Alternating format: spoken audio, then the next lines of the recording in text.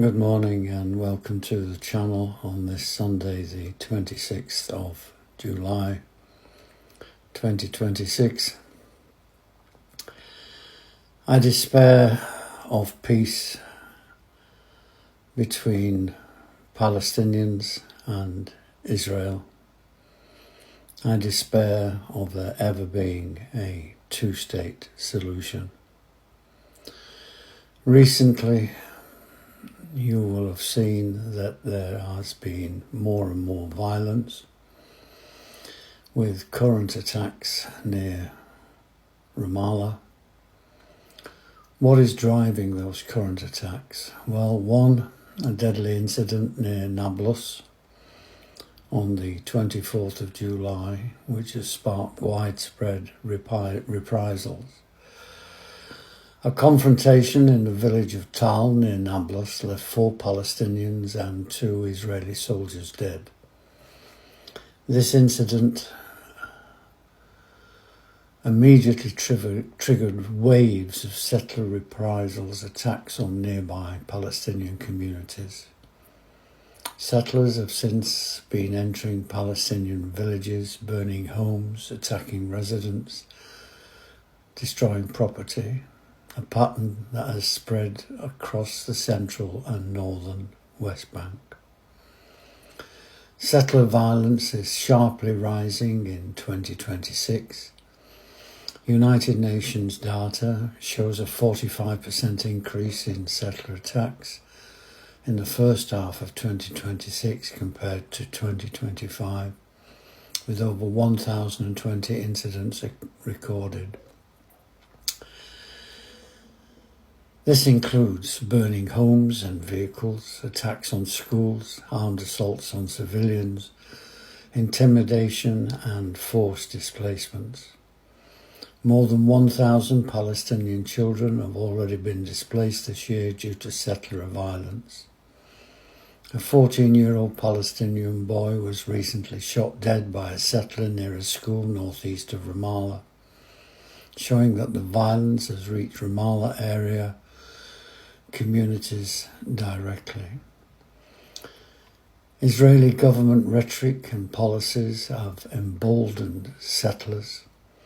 Human Rights Watch and UN officials report that settlers are acting with state backing and long-standing impunity, and that Israeli forces are often present during attacks, sometimes intervening only against Palestinians. Far-right Israeli ministers have publicly encouraged harsher measures against Palestinians, contributing to an atmosphere where settlers feel protected. Israeli military operations are escalating simultaneously.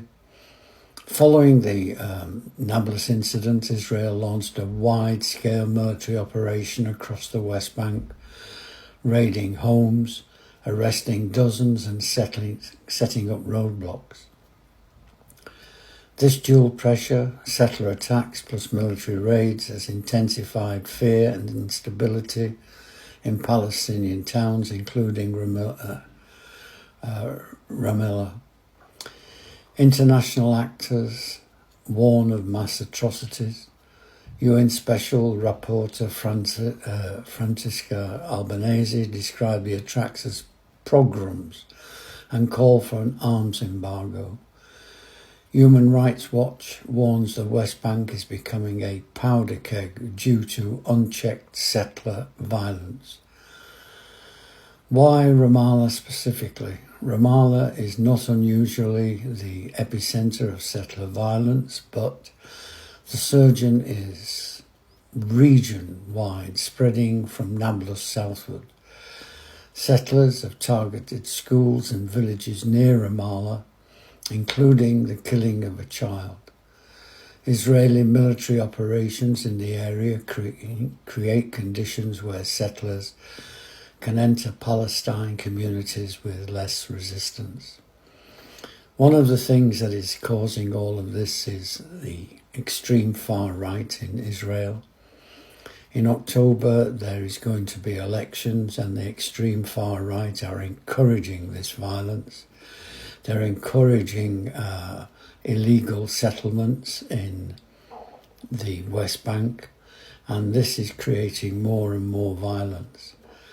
And this will go on and on and on until Israel have got themselves in such a situation that they can never ever be a two-state situation. And I don't know what we can do about this. The world has to turn to Israel and tell them that this can no longer continue.